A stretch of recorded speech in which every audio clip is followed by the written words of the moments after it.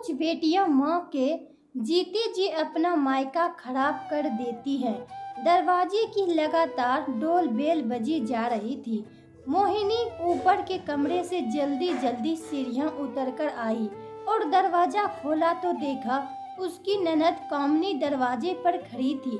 मोहिनी अपनी ननद कामनी को देखते ही बोली, दीदी आप अचानक? कामनी बोली, हाँ भाभी, माँ की बहुत याद आ रही थी, बिल्कुल रहा ही नहीं जा रहा था, इसलिए इस घर को देखने चली आई।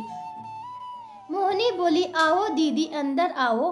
कामनी अंदर आते ही पूरे घर को निहारने लगी और अपनी माँ की तस्वीर को देखकर रो पड़ी।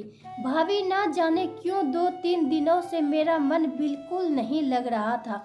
बस मन जीत किए बैठा जा कि मायके जाकर अपने घर से मिल आऊं, इसलिए आपसे बिना बताए आ गई। मोहिनी बोली, दीदी कम से कम बताकर तो आना चाहिए था ना।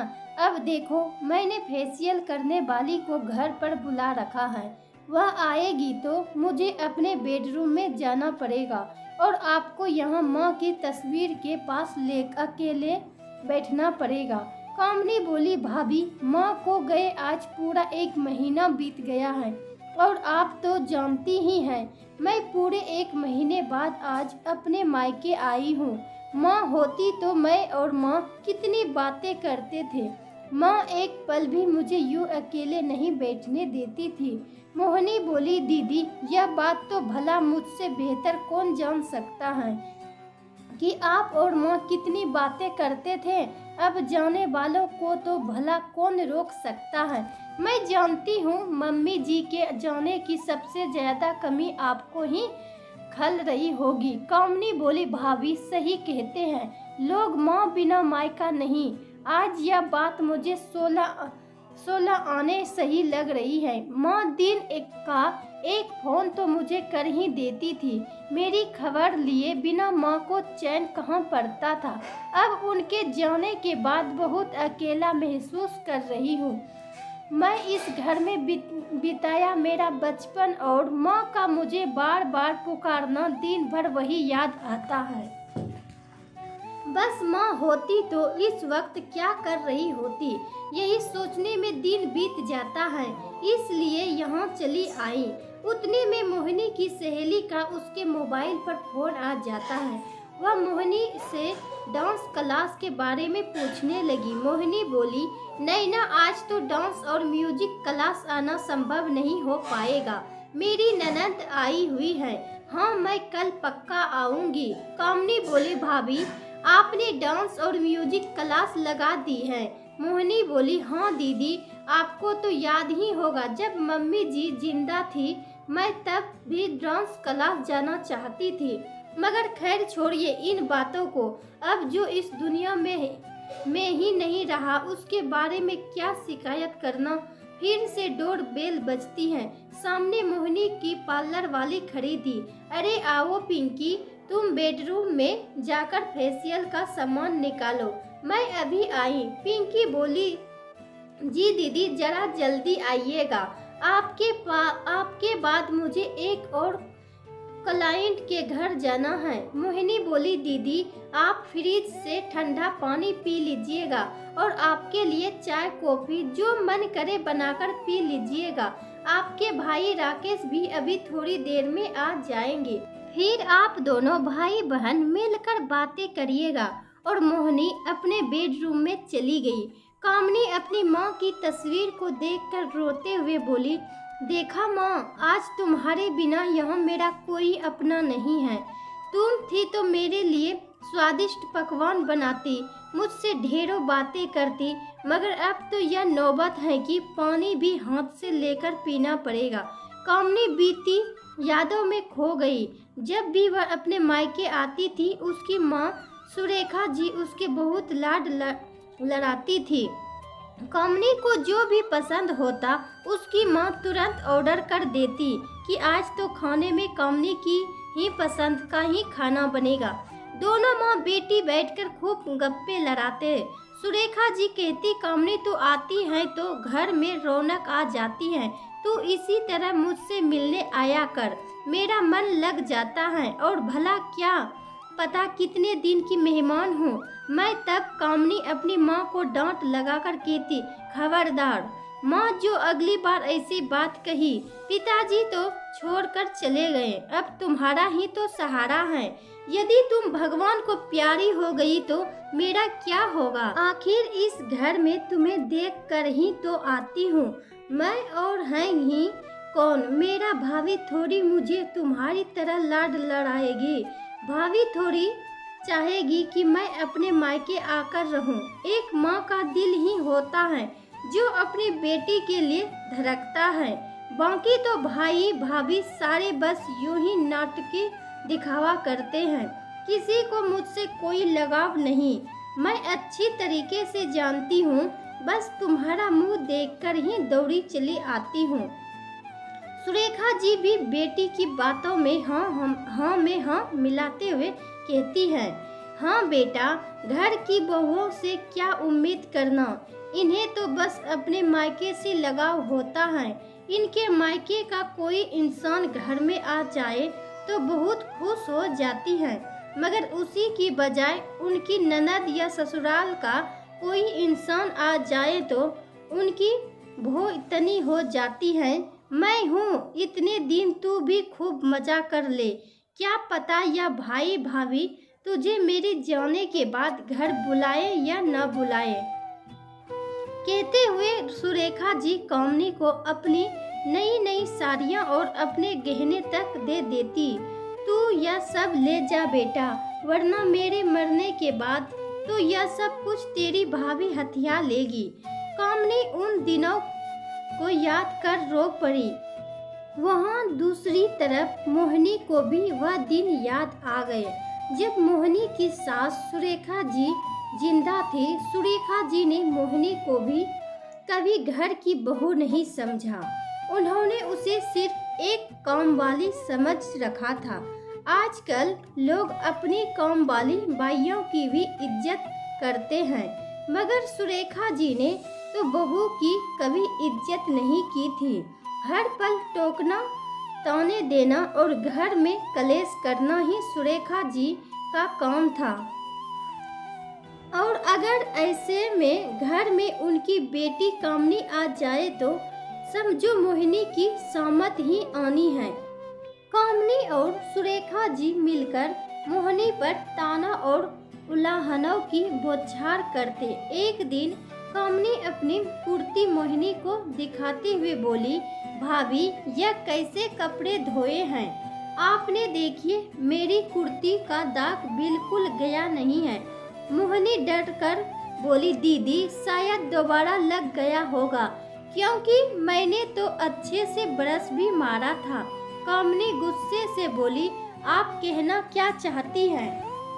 मैं यह कुर्ती वापस गंदी करके लाई हूँ ताकि आपको डांट लगा पाऊँ, पर मैं वॉशिंग मशीन होते हुए भी सास और ननद कभी मशीन चालू नहीं करने देते। कहते बिजली का बिल बहुत आता है और मशीन में कपड़े अच्छे नहीं धुलते। बेचारी मोहिनी सारे कपड़े हाथ से धोती। एक दिन सुरेखा जी बोली, बहू कामनी को दही भल्ले खाने का बहुत मन कर रहा है, तू जल्दी से दही भल्ले बना ले।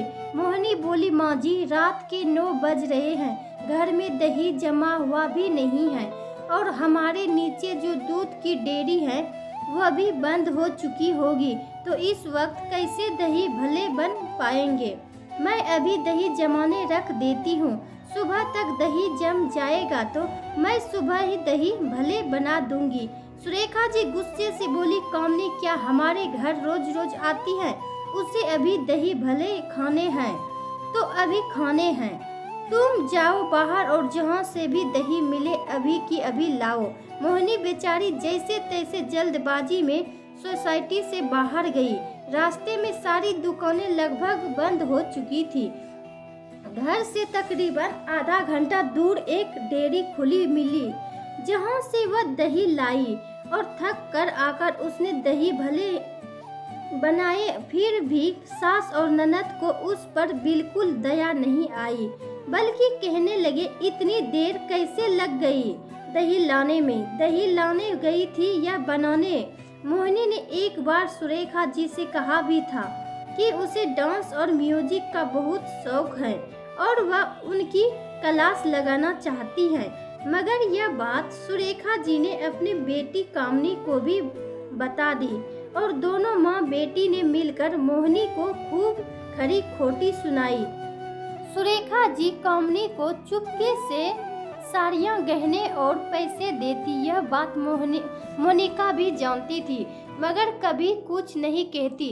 जब राकेश को पता चला कि माँ कामनी को चुपके से यह सारी चीजें देती हैं तो बल्कि राकेश ने इस बात का विरोध करते हुए कहा कि माँ कामनी इस घर की बेटी हैं, तुम उसे हमारे सामने चीजें दो, कभी हमने तुम्हें रोका थोड़ी है। उस बात पर भी सुरेखा जी भड़कते हुए बोली थी, हाँ हाँ जानती हूँ, तुम दोनों सिर्फ मेरा मन रखने ऊपर से यह सब बोलते हो, वरना कौन नहीं चाहेगा कि जो भी मेरा है वह तुम दोनों को मिले। मैं तो बस मेरे जीते जी मेरी बेटी को भरपूर सम्मान दे देना चाहती हूँ ताकि आगे जाकर मेरी बेटी को तुम लोगों से भीख ना मांगनी पड़े। मोहिनी को अपनी सास की छोटी सोच पर बहुत अफसोस हुआ मगर वह कह ही क्या सकती थी। सास और ननद ने तो जैसे कसम खा रखी थी कि मोहिनी को कभी अपना नहीं मानेंगे, जबकि मोहिनी तो कभी कुछ कहती भी नहीं थी। मोहिनी के जहन में बीती बातों की स्मृतियां तब तक हिलोड़े खा रही थी। वैसे भी अपने साथ कुछ गलत हुआ व्यक्ति कभी नहीं भूलता। मोहिनी को बेडरूम में गए लगभग 1.25 घंटा बीत चुका था। कामनी बाहर हॉल में अकेले बैठी थी। उतने में डोरबेल बजी। कामनी ने दरवाजा खोला और भाई राकेश को देखकर खुश होकर बोली, भाई कैसे हो तुम? राकेश कामनी को देखकर आश्चर्य से बोला, अरे दीदी आप अचानक, न कोई फोन न खबर। हाँ भाई, माँ की और इस घर की बहुत याद आ रही थी तो बिना खबर किए ही आ गई। राकेश ने अंदर आते ही यहाँ वहाँ नजर दौड़ाई और बोला, मोहिनी कहाँ गई? कामनी बोली, भाभी तो बेडरूम में फेशियल करवा रही है। भाभी तू ऑफिस से थक कर आया होगा, तू बैठ, मैं तेरे लिए पानी लाती हूँ और चाय बनाती हूँ। राकेश फिर से आश्चर्य से बोला, तू चाय बनाएगी? कामनी हड़बड़ाकर बोली, क्यों भाई, मैं क्यों नहीं बना सकती चाय? राकेश बोला, अरे माँ के राज में तो तूने कभी पानी भी हाथ से नहीं लिया। तू ही कहती थी ना बेटियां मायके में आराम करने आती हैं, काम करने थोड़ी आती हैं। और तुझे तो शायद पता भी नहीं होगा कि रसोई में कौन सी चीज कहाँ पड़ी है, क्योंकि तेरी शादी के बाद तूने तो कभी रसोई में अपने कदम ही नहीं रखे। कामनी नजरें झुकाकर बोली, भैया छोड़ो ना पुरानी बातों को। कामनी ने राकेश को चाय बनाकर दी और राकेश के पास बैठकर बोली, भैया बुरा ना मानो तो एक बात कहूँ, माँ को गए अभी 1 महीना ही बीता है और भाभी ने डांस और म्यूजिक क्लास लगा दी है। फेशियल करवाने पार्लर वाली को घर बुला रही है। ऐसा लग रहा है जैसे उन्हें तो माँ के जाने का कोई अफसोस नहीं है। राकेश बोला, तो इसमें क्या हुआ? मोहिनी को यह सब शौक पहले से था, तुम जानती हो, मगर माँ ने उसे अपने जीते जी यह सब कभी करने ही नहीं दिया, इसलिए वह उनके मरने के बाद अपने शौक पूरे कर रही है। कामनी बोली, लोक लज्जा का तो कुछ ख्याल कर लेती भाभी, हमारे समाज के लोगों को पता चलेगा तो क्या इज्जत रह जाएगी। हमारी सभी लोग अपनी सास के मरने के बाद कई दिनों तक मातम मनाते हैं, मगर यहाँ आकर तो ऐसा लग रहा है जैसे भाभी तो माँ के मरने का जश्न मना रही हो, अपने सारे शौक पूरे कर रही है। अरे थोड़े महीने तो रुक जाती, माँ को गए कम से कम 3-4 महीने तो बीतने देती। मोहिनी अपने कमरे से बाहर आई ही थी कि उसने कामनी दीदी की यह सारी बातें सुन ली और वह बोली, दीदी आप हमेशा माँ को भी मेरे खिलाफ यही सब भड़काती आई हो और अब माँ नहीं रही तो आप अपने भाई को ही भड़काने बैठ गई राकेश बोला, बहन तुम्हारी पहले भी यही सारी आदतें थी जिससे मैं और मोनिका बहुत बार परेशान हुआ करते थे, मगर इन आदतों को बार बार दोहराना अच्छी बात नहीं।